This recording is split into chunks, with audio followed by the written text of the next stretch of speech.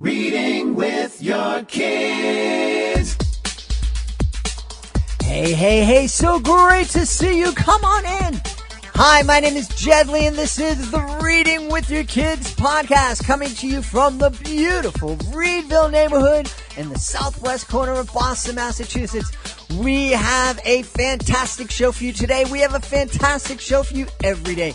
So make sure you subscribe to us on the iHeartRadio app or wherever you find your podcast. Our guest today to celebrate STEM Tuesday is, of course, our Dean of all things STEM and STEAM, Jennifer Swanson. Hey, for all the authors that are listening out there, I wanted to share with you this great email that we received here at the Reading with Your Kids podcast from Dr. Linda Mubarak. She is a past guest and the author of Maxine's New Job. Here's the email. Dear Fatima and Jed, good news! Maxine's New Job has been nominated to receive the prestigious Henri Award at the 2018 Christian Literacy Awards for Outstanding Literacy Work in the Children's Book Division. I sincerely believe your certifying Maxine as a great read helped bring increased social media attention to the book. Thank you for the exposure and the great marketing. We are so happy for Dr. Linda Mubarak that her book, Reading with Your Kids Certified Great Read, Maxine's New Job, received this prestigious recognition. We would love to help your book receive that same kind of recognition. If you are interested in having your book considered for our Reading with Your Kids Certified Great Read program, please visit our website, readingwithyourkids.com. You can click on the contact button, send us a note, and we'll send all the information back to you, or you can go right to our Certified Great Read page on our website. It's fun, it's easy, and it is really an effective way to let the world know that your book stands out above all the rest. The Reading with the Kids Certified Great Read program.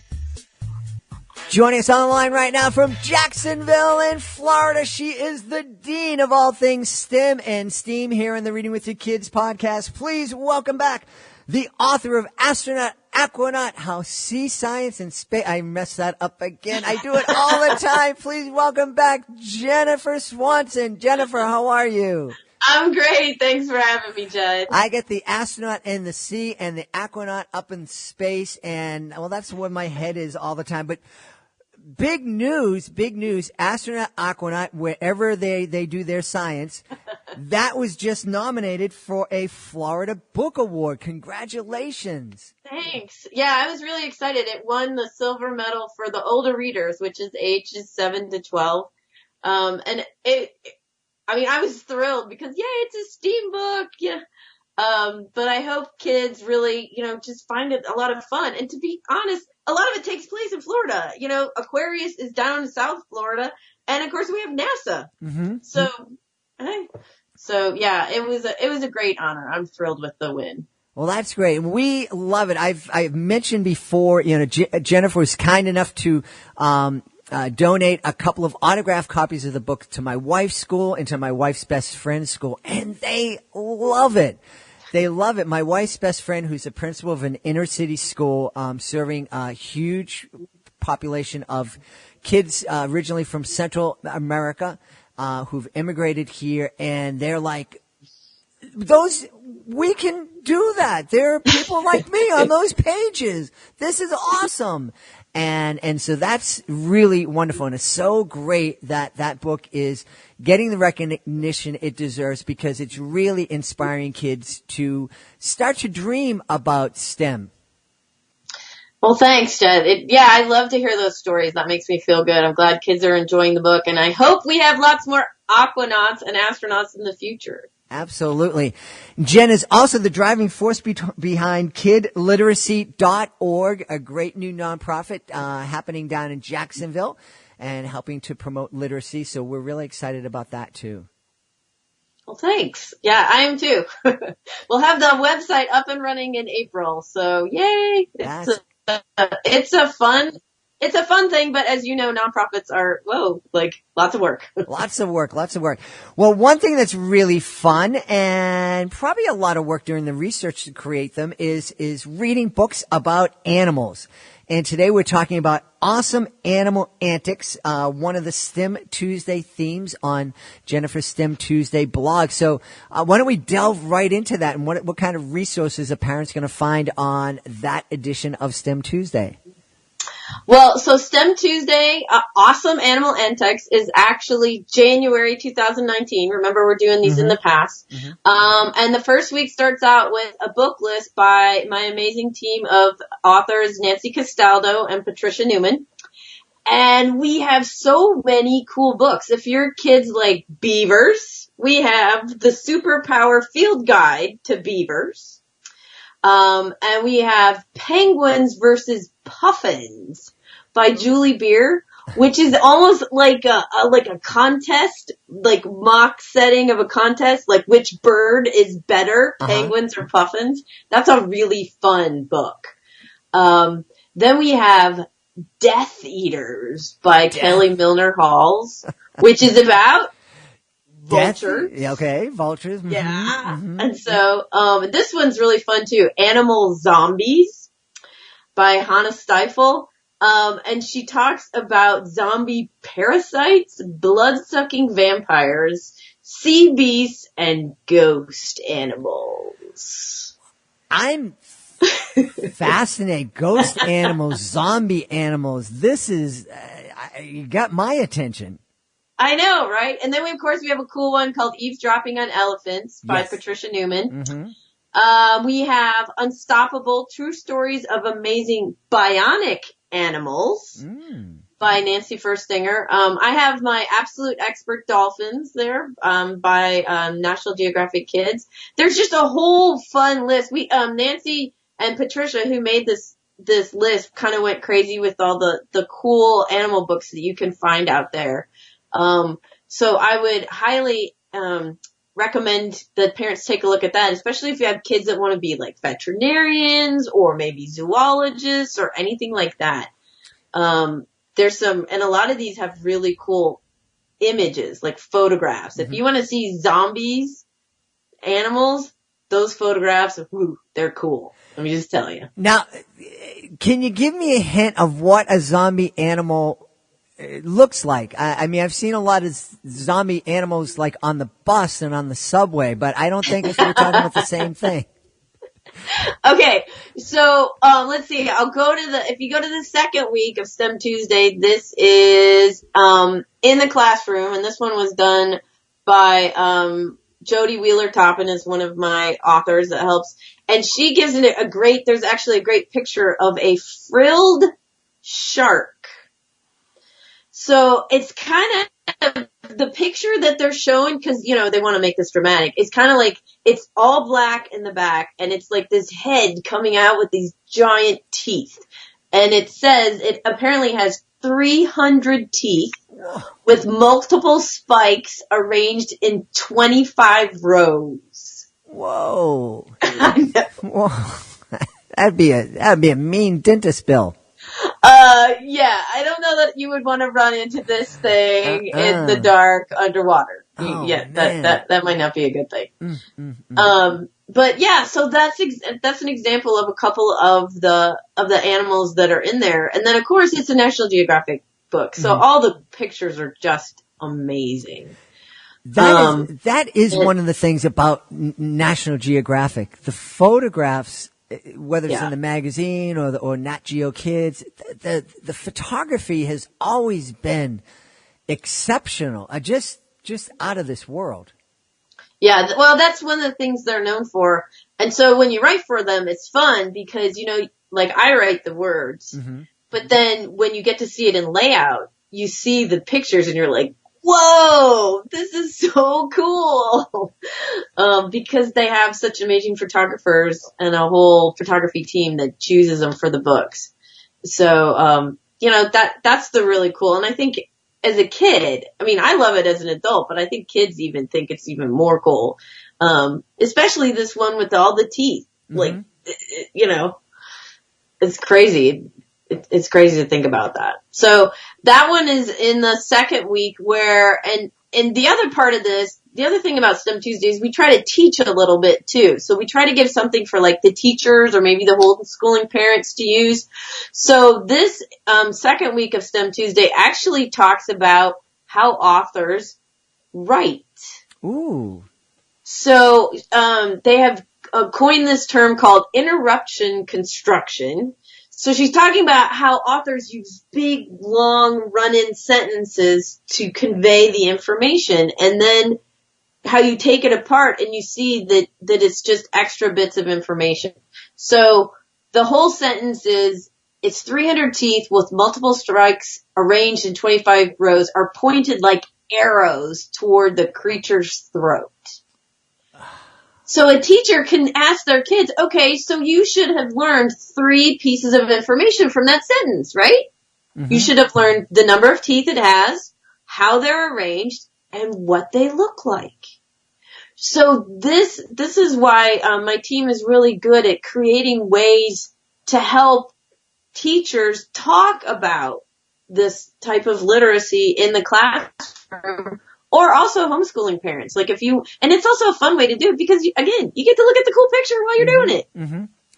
Yeah, and what a great resource, even for the, a kid who's going to a typical school, but the parent just wants to get more involved with them and doesn't have the expertise in science, can go to STEM Tuesday, get some ideas, and it's a great launching pad for conversations.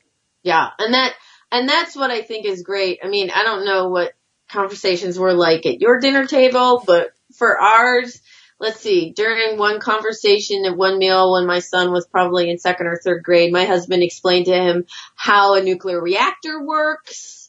When I started writing all my science books, we would discuss the type of bugs you would find in a house. I mean, these are all great dinner table topics. I agree. I mean, my wife may not with the bugs and everything. I do remember one of the most hilarious conversations we ever had at the dinner table was actually STEM related, if you kind of stretch the meaning. My wife came home and she had a new medication and she wasn't sure about it, and she asked me to read, and it was just at the dinner table. She asked me to read the thing that comes with all your prescriptions. Oh, yeah. So I chose to read the warnings, and could cause paralysis. And my wife's freaking out. So I'm just handing it to each kid, and we're all taking turns reading another sentence, which is worse than the other. Well, yes, because they kind of start with the easy ones as they get down there. Maybe you've got an upset stomach, and then 5 paragraphs down, explosive diarrhea leading to hospitalization. Yeah, so I mean, we probably have strange conversations at our house, but hey, it works. And science can be such a great way, we've talked about this before, for inquiry, asking questions, Mm-hmm. Let's, throw out a topic. Like, what do you think an animal zombie is? Do you think it's just an animal that just sits there? I mean, and then you go get the book and you look it up to figure out what this is. And then let's see, in the 3rd week, Heather Montgomery, one of your favorites, Absolutely. Something Rotten. Mm-hmm. What do you call her? She is the dean of yucky. Oh no, the queen of yucky science. There you go, the yes. queen of yucky science. So, Heather wrote week 3 for our January STEM Tuesday, and she talks about how to organize your thoughts when you're writing. But this would also work for speaking. So, and this would work not just for STEM topics, but for other ones. But she talks specifically about how to, when she writes, you can create a cubby and a compartment. So you think about the cubbies, the little boxes that you might have at the end of your classroom, and you take each one of the pieces of information about a different animal and you put it into a little cubby. And you collect all your information like that. Mm-hmm. It's kind of like how to do your research and I mean, kids these days, they start writing essays when they're in 3rd grade, 4th grade? I mean, they start young. I think they probably really start getting into research in 3rd and 4th grade, doing a little bit. And then, of course, as they get older, by the time they're in high school, they're researching full-blown term papers. So this is a really great post on kind of maybe if you're a parent and you aren't exactly sure how to help your kid figure out how to do research, this is a great one to look at. This would be STEM Tuesday, week 3 in January. Awesome Animal Antics, Writing Tips and Resources. Mm-hmm. And then, of course, she always I love this, her and Mike Hayes, who do this, they have this out of left field, and you never know what they're going to put at the bottom. And so at the bottom, she references the Fibonacci sequence in nature, which is the repeating patterns over and over and over. Mm-hmm. Mm-hmm. So that leads you to, again, cool pictures, which now that would probably be something you could talk about at the dinner table and nobody would get upset. Look, Ma, look what I'm doing with my potatoes. I'm making these patterns over and over. Well, that was perfect. Yeah, everybody create a Fibonacci sequence with your food. There you go. Uh-huh. Absolutely. Well, I think one of the greatest benefits of having the resources on STEM Tuesday and then bringing them to the dinner table is it normalizes learning. And so learning isn't this kind of lofty pursuit that only the elite can go after. It's something that is part of everyday living. And it's and it's fun when we're eating, we're being comforted, we're being nourished, and we're coming together as a family. And if we can get that same kind of connections when it comes to learning, so the kids, now it's not a chore, now it's not a requirement. It's like, yeah, I want to learn. I want to be curious, and I want to be able to talk to these adults who care about me about this stuff, so that we can investigate this stuff together. Yes, exactly. I mean, I think I've said this before, but I used to ask billions of questions. I was that kid, and my mom's favorite saying to me was, "Go look it up." Uh-huh. And and then I would, and then I'd come back, and then we'd talk about it. But she wanted me to be able to realize, instead of being, what we used to call the shell answer man. I don't know if you remember that commercial a long time ago. Mm-hmm. Instead of being that person, she wanted me to be able to go look things up on my own, and then she discussed them with me. Mm-hmm. But I think that also teaches kids too, because in this day and age where everything is available on your phone, sometimes what you see on your phone is not always right. Mm-hmm. Or you have to dig deeper to learn more. Or sometimes you learn really cool things on your phone, just by reading different articles. But yeah, to me, science is everywhere, and it's for every age level. You don't even have to have a science degree to love science and be interested in it. Mm-hmm. It's every kid who picks it up. And then the last week in STEM Tuesday is actually a really cool book, called Eavesdropping on Elephants: How Listening Helps Conservation. And this one is by Patricia Newman, who I think you've had on the show too, right? Yep, and we talked about eavesdropping on elephants. And so, but that was a while ago, so refresh everybody. We're going to get everybody excited. This book is so cool because there's a team of scientists who, they put microphones throughout the areas in the where these elephants lived, and they listened to the forest sounds, and then they used it to figure out, so the research station is in the Central African Republic, but they listened to it to kind of figure out how the elephants might be communicating with each other, how maybe they indicated that they might be sick or whatever. It's just this really cool way of the scientists out in the field are listening to help these endangered species. It's kind of a cool thing because you don't really think about that. You usually think you're going out there, you're interacting with them more than just passively listening. Mm-hmm. But kids could take this and, you could do this around your house. Maybe listen to your dog. Yeah. And learn, okay, if the dog makes this sound, then he or she is probably maybe they're hungry or maybe they want to go outside. Animals do a lot of sounds. Mm-hmm. Mm-hmm. My beagle makes a very distinct sound when he is on the back deck and he wants to come in. He has a very, very specific sound that and the only time he uses that vocalization is to let me in. Yeah, our one dog is fairly quiet because the other one barks all the time.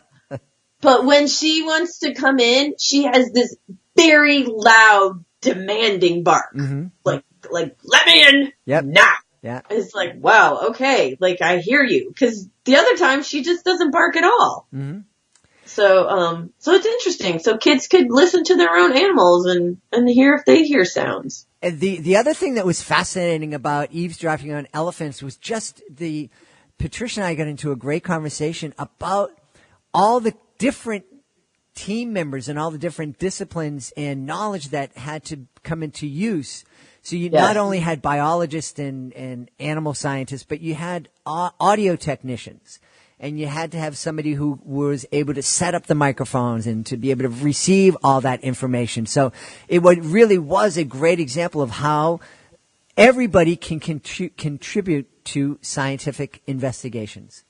Yes, absolutely. So that was January, Animal Antics. Don't forget, whatever month you're listening to, we always give away a free copy of the last month, or, whatever our author interview is. So go to the 4th week of whatever month you're in. All you have to do is leave a comment at the bottom of the page to enter to win. Sometimes we only have like 5 people commenting, so your chances of winning are even better. And a lot better than winning the Powerball. Yeah. Way. Of course, you don't get as much as if you win the Powerball. Well, it depends. It depends. Imagine if that knowledge can bring you closer together with your kid. Man, that's worth more than any Powerball jackpot. Well, that's true. That's what I tell myself anyway. Well, we're real excited. So STEM Tuesday, the address stemtuesday.com. Yep, you can. That's the easiest way to get there. It'll take you over. STEM Tuesday is hosted from the Mixed Up Files. The Mixed Up Files is a middle grade blog where we talk about all middle grade, not just STEM and not just nonfiction. But yeah, stemtuesday.com is the easiest way to get there. Awesome. And you can also find out about Jen's exciting literacy program by going to kidliteracy.org. And also, Jen, remind us of your website where we can find out more about that award-winning. Not only was it a Florida Book Award winner, it was also a Reading with Your Kids Certified Great Read book. Astronaut, Aquanaut. I'm not going to say which one's more prestigious. I don't want to make anybody feel embarrassed, including me. So where can we find out more about Jen's books? My book is at jenniferswansonbooks.com. Awesome. We've been talking to Jennifer Swanson, our Dean of all things STEM and STEAM. Thank you so much, Jennifer. Thanks for having me, Jed. Please be sure to join us for the next edition of the Reading with Your Kids podcast. Our guest will be Anna Mariano. She is the author of Love, Sugar, Magic. I had such a great time speaking to Anna. You are going to fall in love with her, and you're going to fall in love with Love, Sugar, Magic. Hey, we are looking for a few great schools, a few great libraries, a few great special events to host our all-new family experience, Reading with Your Kids Live. That's right, we're looking to celebrate our shared love of reading and learning with storytelling, interactive magic, and lots of fun. We are also looking for a few great families to feature on future episodes of the podcast. You can check it out for yourself at our website, readingwithyourkids.com/live. readingwithyourkids.com/live. We want to take a moment to thank Jennifer Swanson for being here. Make sure you check out her books, Astronaut, Aquanaut, How Space Science and Sea Science Interact.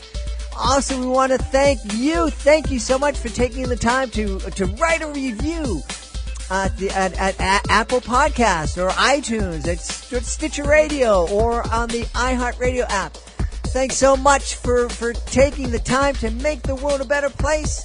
And you do that every time you read with your kids. I'll be looking for the next edition of the Reading with Your Kids podcast.